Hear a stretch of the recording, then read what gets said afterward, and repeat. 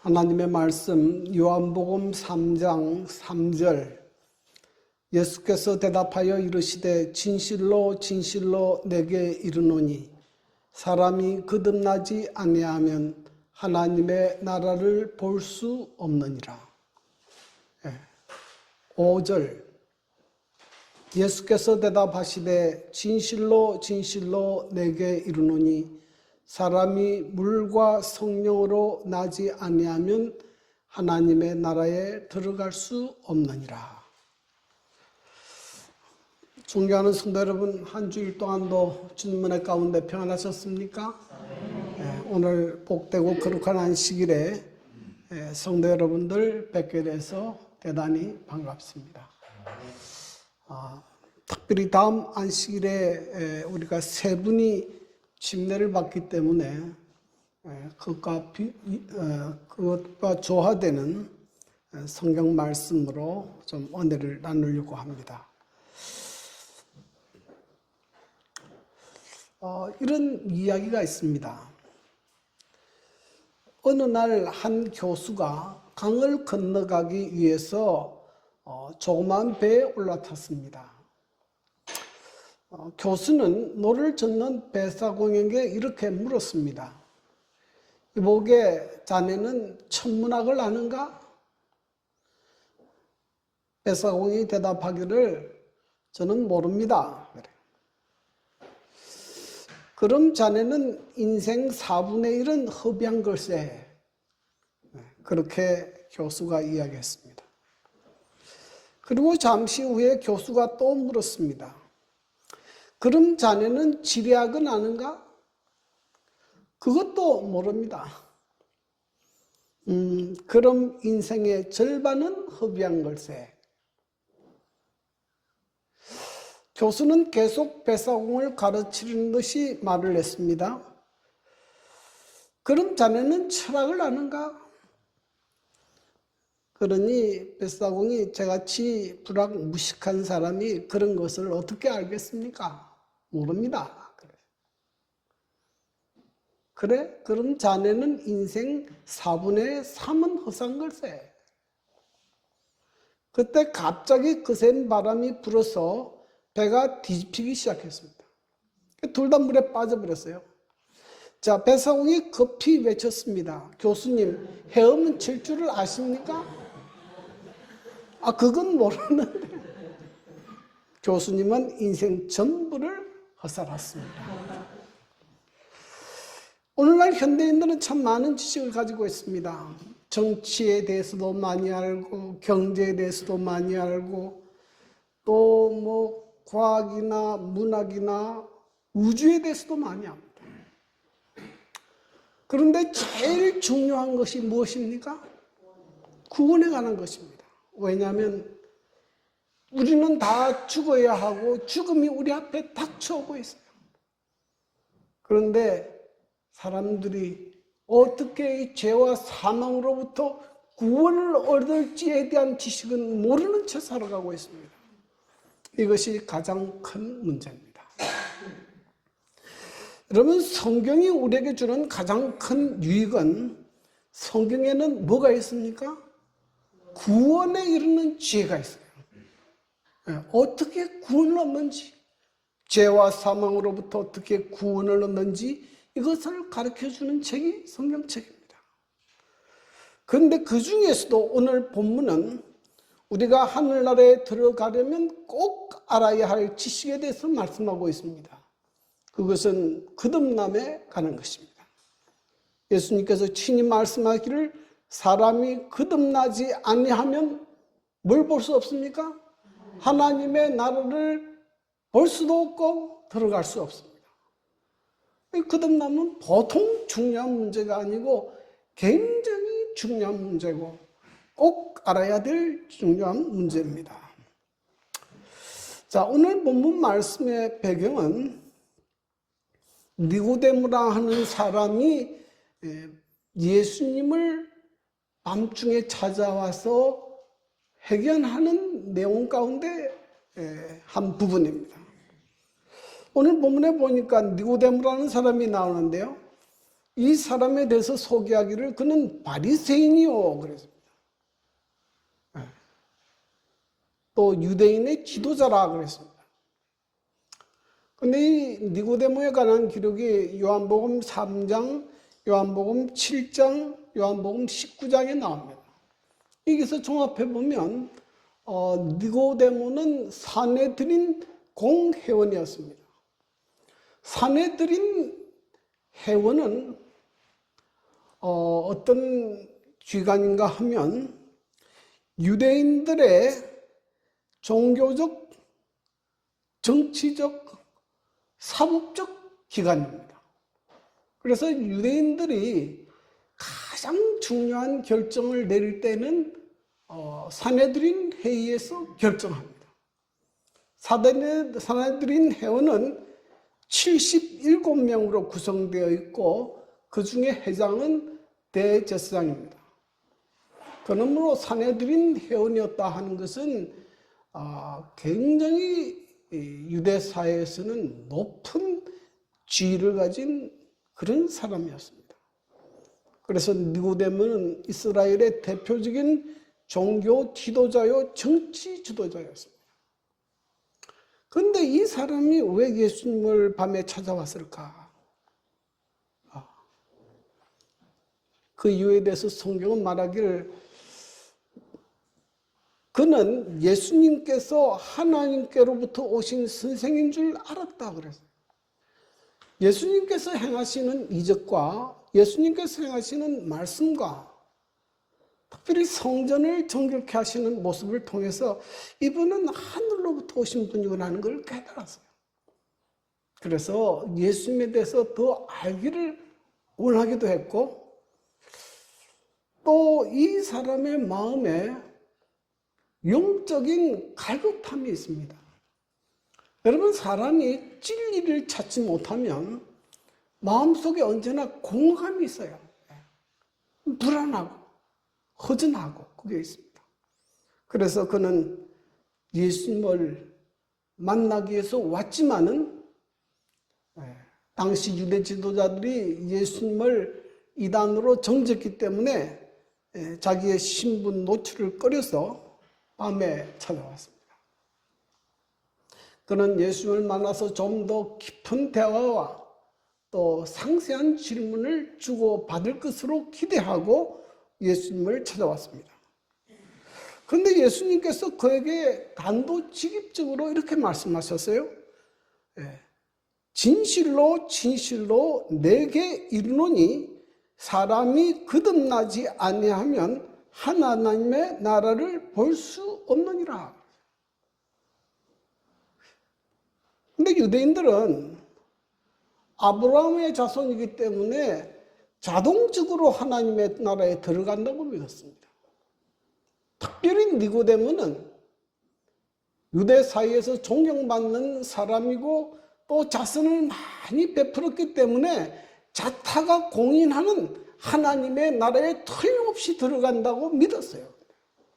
그런데 예수님께서 니고데모에게 직접 말씀하십니다. 내가 거듭나지 아니하면 하나님의 나라에 들어갈 수 없느니라. 그러면 니고데모가 거듭났다는 말입니까? 거듭나지 않았다는 말입니까? 네, 니고데모가 거듭나지 않았다. 굉장히 충격적인 말입니다. 자기가 하늘나라에 못 간다 그래요. 자, 이 거듭나다는 말은 헬라어로 아노테인데 뜻은 다시 태어나다, 위로부터 탄생하다, 그런 뜻이에요. 그러니 니고데모가 좀 마음이 많이 상했겠습니다. 그래서 이렇게 대답합니다. 사람이 늙으면 어떻게 날 수 있겠습니까? 지금 내가 나이가 많은데 어떻게 다시 태어납니까? 두 번째 모태에 들어갔다 날 수 있습니까? 이 마음이 좀 뭔가 이렇게 자존심이 상했습니다.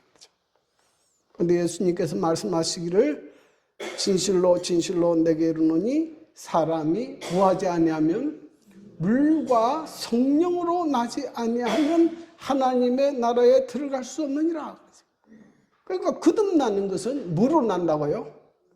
물과 성령으로 나는 것이다. 예수님께서 친히 말씀해 주셨습니다. 여기서 물로 나는 것은 침례를 의미합니다. 침례란 옛사람은 죽고 장사 지내고 예수님의 생명으로 다시 태어난 것을 의미합니다.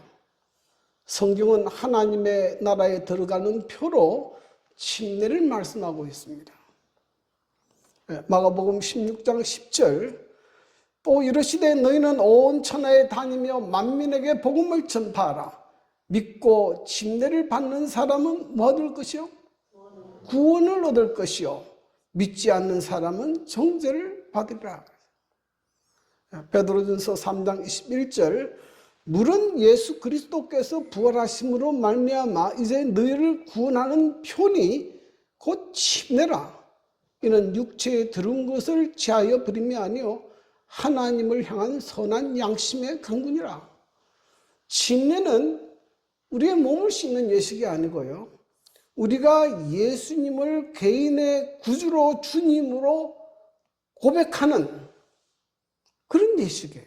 이제는 모든 사람 앞에 저는 예수님을 저의 개인의 구세주로 주님으로 믿습니다. 고백하는 선언적 의미가 있습니다. 그래서 침례는 그리스도인의 삶의 입문이요 하나님의 나라에 들어가는 표징으로 말씀하고 있습니다. 성경에 보면 예수님도 침례 받으셨어요. 예수님이 침례 받으실 때 요단강 물에 들어가셔서 침례를 받으셨어요. 이 세례를 받은 게 아니고 침례를 받으셨습니다. 자, 그러면 여기서 한 가지 질문이 있습니다. 물로 침례를 받은 사람은 다 성령으로 거듭난 사람인가? 거듭납니까? 그렇지 않아요. 그렇지 않아요. 성령으로 거듭난 사람도 있고 그렇지 않은 사람도 있습니다. 그러나 성경에서 침례는 하나님의 나라에 들어가는 표로 말씀하셨기 때문에 침례를 받는 것도 굉장히 중요해요. 그런데 또 하나 알아야 할 것은 뭡니까? 성령으로도 거듭나야 합니다. 자, 그래서 오늘 저는 물로 거듭나는 것 말고 성령으로 거듭나는 것이 무엇인가 하는 것을 말씀을 드리고자 합니다. 자, 성령으로 거듭나는 것은 무엇인가 하면 성령에 의한 새로운 생명의 탄생을 의미합니다. 여기 예수님께서 이제 거듭남을 설명하면서 첫 번째 한 말씀이 이것입니다. 요한복음 3장 6절 육으로 난 것은 육이요 영으로 난 것은 영이니 그랬어요. 여기서 육으로라는 표현은 인간의 범죄하고 타락한 본성을 의미합니다. 자, 그러면 사람이 언제 육으로 바뀌었느냐? 로마서 5장 12절에 보면 그러므로 한 사람으로 말미암아 죄가 세상에 들어오고 죄로 말미암아 사망이 들어왔나니 이와 같이 모든 사람이 죄를 지었으므로 사망이 모든 사람에게 이르렀느니라. 언제부터 사람이 육으로 바뀌었습니까? 예, 아담이 범죄할 때에 인간의 본성이 타락하게 됐어요. 시편 51편에는 이렇게 얘기합니다. 시편 51편 5절 내가 죄악 중에 출생하였으며 어머니가 죄 중에서 나를 잉태하였나이다.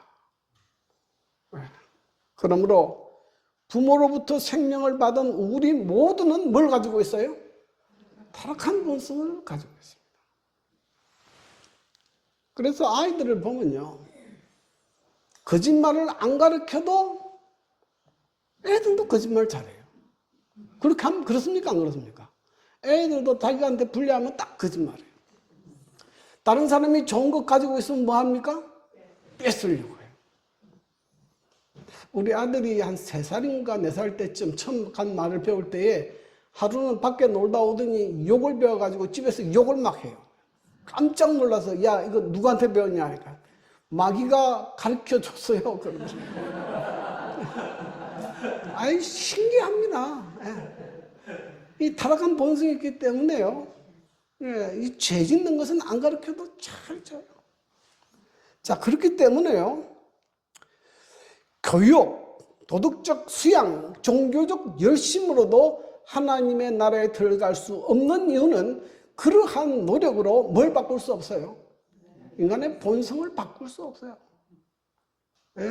뭐 불교에서 뭐 벽 보고 고행을 하고 뭐 잠 안 자고 뭐 별별 수단을 다 해도 뭐는 안 바뀝니까? 마음속에 있는 죄의 본성은 제거할 수가 없어요. 그러니 선철 스님 같은 사람은 굉장히 양심적인 사람이에요. 예? 그렇게 고행해도 안 되더라는 거예요. 예. 그래서 성경에서 말한 그 성경 예레미야 13장 23절 말합니다. 구스인이 그의 피부를 표범이 그의 반점을 변하게 할 수 있느냐? 할 수 있을진데 악에 익숙한 너희도 선을 행할 수 있느니라. 이 말씀은 무슨 말씀이에요? 불가능하단 말이에요. 예? 구스인 그 피부 에티오피아 사람 그 까만 사람이 그 피부를 바꿀 수 있느냐 말이죠. 아무리 세수 많이 하고 좋은 비누 써도 안 돼요. 그래서 성경은, 그래서 기독교에서 말하는 구원은 부분적인 개선이 아니라 새로운 생명으로 탄생함으로 시작돼요. 예수를 믿는다는 것은 부분적으로 잘못된 습관을 고치는 게 아니에요. 술 먹던 사람이 술 끊고 담배 피는 사람이 담배 끊고 그것이 그리스도인 되는 게 아니에요. 새로운 생명의 탄생이 필요하다는 거예요. 자, 성령께서 어떻게 새로운 생명을 탄생시키는가? 예수님께서 이렇게 말씀하셨습니다. 요한복음 3장 14절 15절 모세가 광야에서 뱀을 든 것 같이 인자도 들려야 하리니 이는 그를 믿는 자마다 영생을 얻게 하려 하십니다. 이 사건은 이스라엘 백성은 누구나 굉장히 잘 아는 사건입니다. 왜냐하면 이스라엘 백성이 광야를 여행하다가 40년을 광야에서 방황했어요. 그래서 나중에는 길로 인해서 불평합니다. 하나님을 원망해요. 왜 이렇게 힘들게 하십니까? 그때 하나님께서 이스라엘 백성을 보호하던 보호의 영역을 거두어 버렸어요. 그러니까 사막에 있던 불뱀들이 나와서 이스라엘 백성들을 물어버리기 시작했어요. 독사한테 물리면 어떻게 돼요? 그건 독이 퍼져서 막 죽어가죠. 비로소 회개하고 하나님 앞에 살려달라고 호소하니까 하나님께서 모세에게 명령을 내렸는데 무슨 명령을 내렸습니까? 놋뱀을 만들어서 장대에 달아 높이 달아서 사람들로 하여금 뭐하게 하라? 쳐다보게 하라. 그러면 살 것이라. 그래서 뱀에 물려서 아무리 죽어가는 사람이라도 이 말씀을 듣고 믿고 그 놋뱀을 쳐다본 사람은 어떻게 됐습니까? 다 살았어요. 그런데 이 놋뱀을 봐서 사람들이 치료되겠습니까? 이 놋뱀은 뭐에 대한 상징입니까? 예수님의 십자가의 죽으심을 상징하는 거예요. 백성들은 뱀 그 자체에 그들을 군할 능력이 없다는 것을 잘 알고 있었다. 그것은 곧 그리스도를 상징하는 것이었다. 여러분, 성령이 어떤 일을 하시는가 하면 제일 먼저 우리의 죄를 깨닫게 합니다. 이 책망한다는 말은 깨닫게 한다는 말이야. 내가 죄인이구나. 내가 평소에 몰랐는데 성경을 읽고 교회 와서 목사님 말씀을 듣고 내가 죄인인 걸 깨닫게 하는 것이. 그리고 예수님이 십자가에서 나를 위해서 죽으시고 부활하심으로 내가 믿음으로 의롭게 될 수 있는 길을 알게 하십니다. 이게 성령이 하시는 일이에요. 예. 그래서 자, 이렇게 기록합니다. 십자가에서 비치는 빛은 하나님의 사랑을 드러낸다. 그의 사랑은 우리를 그에게로 이끌어준다. 만일 우리가 이 이끄심을 저항하지 않는다면 구주를 십자가에 못 박게 한 죄를 회개하는 가운데 십자가 밑으로 인도함을 받을 것이다. 그때의 믿음으로 말미암아 하나님의 영이 사람의 심령에 새 생명을 지어준다. 뭘 깨닫게 될 때 십자가를 바라보고 예수님이 나를 위해 십자가에 죽으셨구나.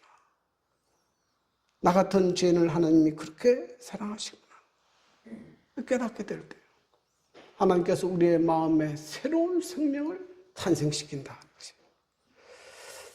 여러분, 이런 이야기가 있습니다. 어떤 다이빙 선수가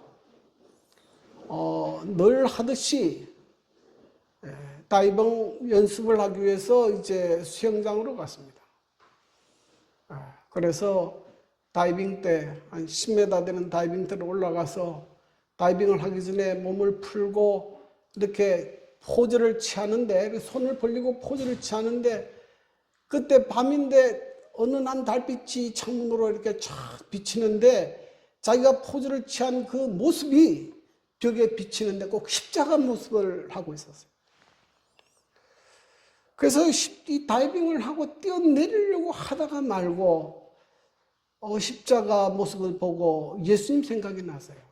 예수님이 나를 위해 십자가에 죽으셨다는데 내가 예수님을 너무나 오랫동안 잊고 살았구나. 그래서 뛰어내리지 않고 그 자리에 무릎을 꿇고 회개하는 기도를 드렸습니다. 제가 예수님을 잊고 살았습니다. 그리고 이제 기도하기 위해서 무릎을 꿇고 기도 눈을 딱 떠서 밑을 쳐다봤는데 깜짝 놀랐어요. 어떤 일이 벌어졌는가 하면 그 수영장 바닥에 물이 하나도 없어요. 지난밤 수영 관리자가 그 물을 싹 다 빼버린데 이 사람이 그걸 모르고 거기서 뛰어내리려고 했던 겁니다. 그래서 그는 그 다이빙 때에서 예수님께서 자기를 죄와 사망에서 구원하셨을 뿐만 아니라 실제적인 죽음에서 나를 구원하셨구나 깨닫게 됐습니다. 그 후에 그의 삶이 완전히 핵심하고 돌이켜졌다는 것이에요. 그러므로 여러분, 내가 비록 말할 수 없는 죄인이지만 예수님께서 나를 위해 십자가에 죽으셨다는 사실을 믿음으로 받아들이게 되기를 간절히 바랍니다. 우리의 삶에 그 하나님의 사랑을 깨닫게 될 때 우리 안에 새로운 생명이 시작됩니다. 이것이 성령이 하시는 일이에요. 두 번째로 거듭난다는 것은 하나님께서 새 마음과 새 영을 주시는 것입니다. 거듭남은 부분적인 개량이 아니라 본성적인 변화입니다. 즉 우리의 마음과 영이 새로워지는 사건입니다. 거듭남이라는 것은 부분적인 개량이 아니고요, 완전히 새로운 마음과 새 영으로 새롭게 탄생하는 겁니다. 에스겔 36장 26절 27절 또 새 영을 너희 속에 두고 새 마음을 너희에게 주되 너희 육신에서 굳은 마음을 취하고 부드러운 마음을 줄 것이며 또 내 영을 너희 속에 두어 너희로 내 율례를 행하게 하리니 너희가 내 규례를 지켜 행할지라. 이게 하나님께서 우리에게 뭘 주신다고 했습니까? 새 마음을 주세요. 여러분, 우리는 우리의 겉은 바꿀 수 있어요. 성형 수술하러 가면 바꾸잖아요. 그 농담처럼 누가 이야기하지만은 천국 문에서 베드로가 헷갈린다 그래요. 이게 진짜 누군지 모르겠다 그래요. 너무 많이 바꿔가지고 그런 이야기가 있지만 겉은 바꿀 수 있어요. 그런데 뭐는 못 바꿉니까? 마음은 못 바꿔요. 그런데 새 마음을 누가 주십니까? 하나님께서 새 마음을 주십니다. 그러므로 성령으로 거듭남의 역사는 우리의 내적인 변화가 일어나는 것이에요. 외적인 변화가 아니고 무슨 변화라고요? 내적인 변화입니다. 자, 무슨 변화가 일어나느냐? 첫 번째로 하나님께서 우리의 굳은 마음을 제하고 했습니다. 굳은 마음은 돌 같은 마음을 의미합니다. 하나님의 말씀을 들어도 반응하지 않고 회개하지 않는 완고한 마음, 예수님이 말씀하신 돌박과 같고 길가와 같은 마음입니다. 대표적으로 바로와 같은 마음이에요. 바로를 성경을 읽어보면 바로는 하나님의 말씀을 들을 그때만 내가 잘못했습니다, 회개하고 돌이키면 또 돌아가요. 회개하지 않아요. 여러분, 우리의 마음밭이 이렇게 굳은 마음을 가지고는 하나님의 뜻에 순종할 수 없어요. 근데 이런 굳은 마음을 누가 제거하십니까? 하나님께서 제거하십니다. 그리고 하나님께서 부드러운 마음을 주십니다. 하나님의 말씀에 순종하는 마음, 죄에 대하여 민감하게 반응하고 회개하는 마음, 겸손한 마음, 이웃을 사랑할 줄 아는 포용적인 마음을 이렇게 주시는 거예요. 주십니다. 그리고 내 율례를 행하게 한다 그랬어요. 이스라엘 백성은 하나님께서 직접 돌에 새긴 십계명을 받았습니다. 그럼에도 불구하고 그들은 하나님의 계명에 순종하는 일에 실패했습니다. 왜냐하면 인간의 본성이 안 바뀌니까. 아무리 줘도 안 돼요. 근데 하나님께서 우리에게 새 마음을 주시고 새 영을 주시고 성령께서 우리 안에 내주하시고 하나님의 뜻에 순종할 능력을 주시기 때문에 이제는 새 언약 가운데 사는 사람들은 하나님의 율례를 지킬 수 있게 됩니다. 그래서 예레미야 31장 34절에 보면 그러나 그날 후에 내가 이스라엘 집과 맺을 언약은 이러하니 곧 내가 나의 법을 그들 속에 두며 어디에 기록합니까? 그들의 마음에 기록하는 것이에요. 이제 새 언약에서는 십계명을 주시는 것이 아니고 우리의 마음에, 우리의 신비에 뭘 새깁니까? 하나님의 법을 생기게 하는 것이에요. 그래서 우리로 하여금 하나님의 법에 순종합니다.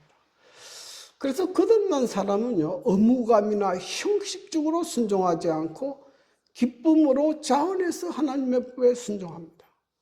그리고 하나님의 말씀을 문자뿐 아니라 그 정신까지 순종하게 돼요. 이것이 거듭난 사람과 거듭나지 않은 사람의 차이입니다.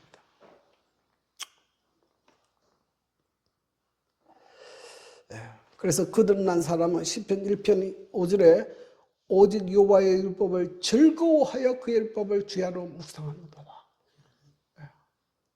옛날에 성경책 읽어보지도 않았는데 거듭나게 되면 하나님 말씀을 굉장히 사랑하게 되고 또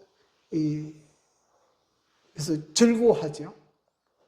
그리고 그 말씀을 주야로 묵상하게 됩니다. 교회 나올 때마다 마음에 기쁨이 있어요.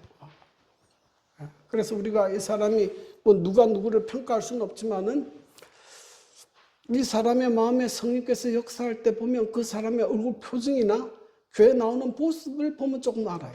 이 사람은 교회 나오는 것이 즐겁고 행복한가? 아니면 말할 수 없이 억지로 끌려서 나오는가? 표정을 보면 알죠.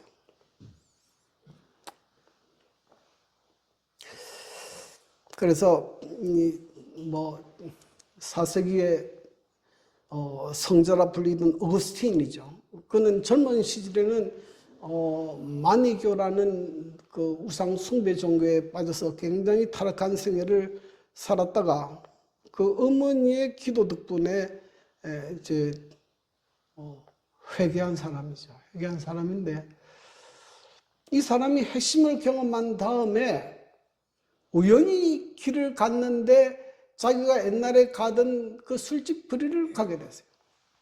근데 그 거리를 지나가니까 옛날 술집에서 단골 여자 애인이 있었어요. 그러니 그분이 보더니 반갑다고 어거스틴 나 모르겠어 그래요. 그때 한 말이에요. 어거스틴이 사람 잘못 보아서 과거의 어거스틴은 죽어서 여기에 있는 사람은 뭐요? 새 사람이에요. 거듭난 사람의 변화입니다. 거듭난 사람은요, 우리의 감성, 의지, 생각이 완전히 새로워지는 거예요. 새 사람입니다. 그래서 성경에는 누구든지 그리스도 안에 있으면 새로운 피조물이라 그래요. 새 사람입니다. 한 사람이 아니에요. 자, 그러면 이제 중요한 문제입니다. 자, 내가 거듭났는지 안 거듭났는지 어떻게 알 수 있습니까? 예? 자, 요한복음 3장 8절에 보면 이렇게 기록했어요. 바람이 임의로 불면 내가 그 소리를 들어도 어디서 와서 어디로 가는지 알지 못하나니 성령으로 난 사람은 다 그러하니라 그러죠. 성령의 역사를 뭐로 비유했습니까? 바람으로 비유했어요. 바람이 눈에 보입니까? 안 보입니까? 바람 눈에 안 보여요. 근데 바람이 있다는 것, 바람이 분다는 걸 어떻게 느낍니까? 바람이 불면 우선 우리가 시원함도 느끼고 나뭇가지가 흔들리고 심하게 불면 나무가 뽑히고 건물도 무너지고 그래요. 그래서 바람 자체는 보이지 않지만은 바람이 불면 그 바람이 부는 결과들을 통해서 우리가 바람이 분 것을 알 수가 있습니다. 성령도 눈에 보이지 않아요. 어디서 와서 어디로 가는지 알 수 없습니다. 그런데 성령이 우리의 생애 가운데 역사하게 되면 일어나는 변화들이 있어요. 그럼 그런 변화가 내 안에 일어나느냐? 그걸 보면 내가 지금 성령으로 거듭나고 있는지 그렇지 않은지를 알 수 있다는 것입니다. 네, 시대소방 173페이지에 있는 말씀이에요. 바람 그 자체는 눈에 보이지 않지만 보고 느낄 수 있는 결과를 드러낸다. 그와 같이 영혼에게 역사하시는 성령의 활동도 그 구원하는 능력을 체험한 사람의 모든 행위 가운데서 나타나 보일 것이다. 하나님의 성령이 사람의 마음을 사로잡을 때 생애가 변화된다. 죄악적인 생각은 사라지고 악한 행위와는 인연을 끊게 된다. 사랑과 겸손과 화평이 분노와 시기와 분쟁을 대신한다. 기쁨이 슬픔을 대신하고 용모는 하늘빛을 반사한다. 사람이 마음으로 자신을 하나님께 바치는 때에 축복이 임한다. 그때 인간의 눈으로 볼 수 없는 능력이 하나님의 형상대로 새로운 피조물을 창조하는 것이다. 그래서 성령이 역사하게 되면 우리의 품성의 변화가 일어나고 우리의 삶에 뭐가 나타나기 시작합니까? 잃어버렸던 하나님의 형상이 다시 회복되는 것이 나타나요. 그래서 이 거듭남의 변화로 제일 많이 인용하는 것이 이 애벌레가 나비로 변하는 과정이에요. 애벌레는 어디에 다닙니까? 주로 땅으로 기어다니고 땅의 끝만 먹고 살아요. 애벌레입니다. 애벌레가 기어다니잖아요. 근데 애벌레가 조금 더 자라면 이렇게 이제 꼬치가 됩니다. 그렇죠? 그러면 이렇게 이제 나중에는 둥지를 틀고 들어가 있어요. 마치 우리가 볼 때는 죽은 것처럼 보이죠? 그런데 그리고 난 다음에 시간이 지나면 뭐가 나옵니까? 나비가 나와요. 여러분, 애벌레와 나비는 어떤 상태입니까? 완전히 다른 존재로 변화되잖아요. 애벌레는 땅에 기어다니지만 나비는 날아다니잖아요. 애벌레는 땅의 끝만 이렇게 먹지만은 나비는 꽃에 있는 꿀을 먹게 돼요. 그래서 우리가 거듭나게 되면 완전한 변화가 일어나요. 질적인 변화가 일어나요. 그 모습의 사람은 똑같은데 내부 안에 있는 질적인 변화가 일어납니다. 자, 그래서 거듭남의 변화는 이제 거듭나게 되면 우리가 자기 중심에서 하나님 중심의 삶으로 바뀌게 돼요. 이제까지는 내가 내 인생의 주인이었고 내가 모든 것을 결정했기 때문에 나 중심으로 사는데 이제는 하나님을 믿게 되고 모든 것을 하나님께 맡기고 하나님께 기도하기 시작합니다. 여러분, 하나님께 기도하기 시작합니까? 그럼 우리의 삶에 이제 변화가 일어나게 돼요. 죄의 길에서 돌이켜 뭐의 길로 갑니까? 어와 진리의 길로 가게 돼요. 이제는 옛날의 생활들이 죄악된 생활이 싫어져요. 이제는 하나님께서 말씀하신 진리의 길을 따라가 사는 것이 더 좋아집니다. 그리고 이제는 세상 출세에서 무슨 관심으로 전환됩니까? 영혼군에 대한 관심으로 전환되게 돼요. 잃어버린 사람에 대한 관심, 또 그들을 위한 헌신, 그런 것으로 관계되고, 그리고 세상 중심에서 뭐로 바뀌게 됩니까? 천국 중심으로 바뀌게 돼요. 이제는 영원한 하늘 천국을 바라보고 살게 됩니다. 여러분, 오늘날 사람들이 뭐에 제일 관심이 많습니까? 돈, 또 돈, 출세, 또 건강. 돈, 출세, 영광, 이거는 좀 젊을 땐 그럴 수 있어요. 근데 나이 들면 뭐밖에 없어요? 건강밖에 없죠. 나이 든 사람이 뭐 돈 많이 있어도 쓸 수도 없는데 죽으면 뭘 할까요? 제일 많은 사람이 이 건강과 영생 문제에 관심이 많았어요. 이 뉴스에 나왔던 이야기죠. 2025년 9월 3일 2차 대전 성전일 기념일에 푸틴과 시진핑이 잠깐 지나가면서 나눈 대화가 이제 화제가 됐는데요. 그때 푸틴이 무슨 말을 했는가 하면 이런 말을 했어요.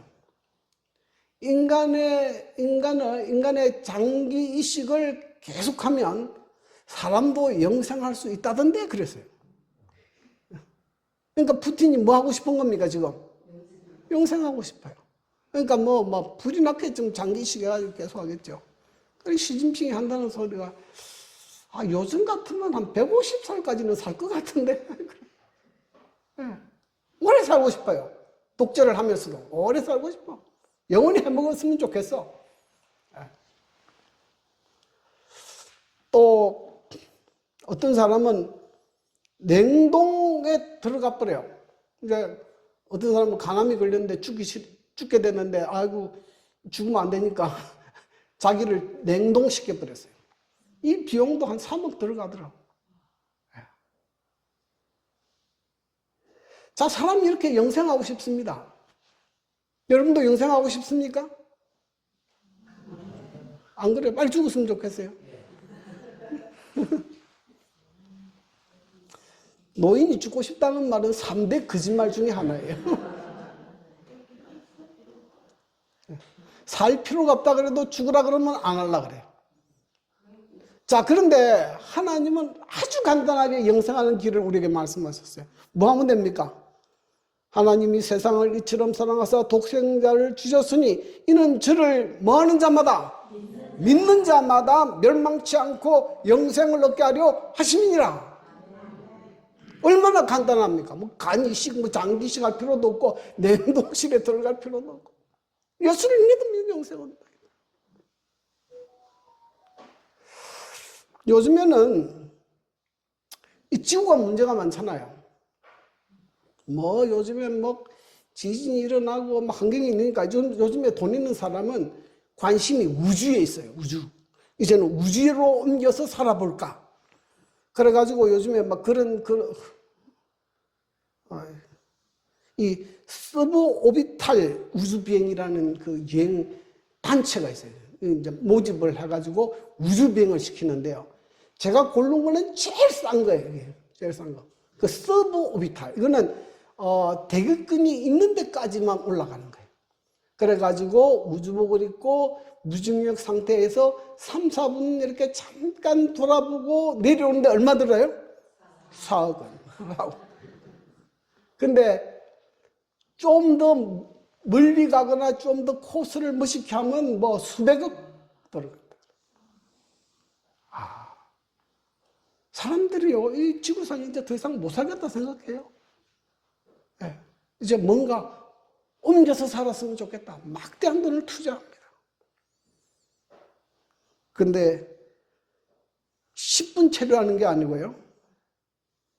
자, 예수님은 우리에게 뭐라고 말씀하십니까? 요한복음 14장 2절 3절 내가 너희를 위하여 거처를 예배하러 가노니 가서 너희를 위하여 거처를 예배하면 내가 다시 와서 너희를 내게로 영접하여 의할 것이라 나 있는 곳에 너희도 있게 하리라. 예수님이 우리를 위해서 집을 만들어 놓고 이 땅에 우리를 데리러 와서 그 하늘나라의 집에 가서 3, 4분이 아니고 얼마 동안? 영원히 우리가 우주를 얘기해. 우리는 뭐 우주복 그런 거 안 입어도 돼요. 우주복 안 입고도 온 우주를 이 별나라들을 이행하게 돼요. 이것이 예수님께서 우리에게 주신 약속이에요. 거듭난 사람은 그래서 이 세상의 것을 많이 바라보잖아요. 우리가 이 땅에 뭐 있으면서 물론 먹어야 되고 살아야 되니까 일을 하지만은 우리의 소망이 어디 있습니까? 천국에 있는 거예요. 천국 중심의 삶을 살게 되는 거예요.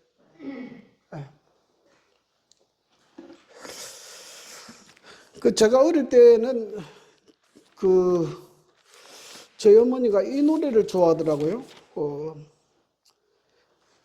그게 지금 몇 장인지 모르겠는데. 세상 부귀 영화를 나는 원치 않고 오직 하늘 가기를 마음에 원하오니 사랑하는 내 주여 하늘 생명책에 내 이름 거기 있습니까? 네. 하늘에 소망을 두는 거예요. 하늘에 소망을 두는 거예요. 여러분 하늘에 소망을 둡니까? 아직도 이 땅에 좀 더 멋있는 걸 좀 꿈꾸고 있어요? 이 거듭난 사람의 모습입니다. 여러분, 물과 성령으로 거듭나지 아니하면 하나님의 나라를 볼 수 없느니라. 성령께서 오늘 여러분들의 삶을, 제 삶을 거듭나게 하시고 또 우리가 하늘에 들어가기에 적합한 사람이 되는 은혜를 주시기를 간절히 간구합니다.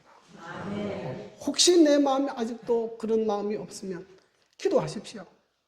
하나님 내 마음에 새 마음을 주시고 예수님의 생명을 주시고 새 마음과 새 영을 주셔서 내 마음이 새로운 사람이 될 수 있도록 은혜를 더하여 주십시오.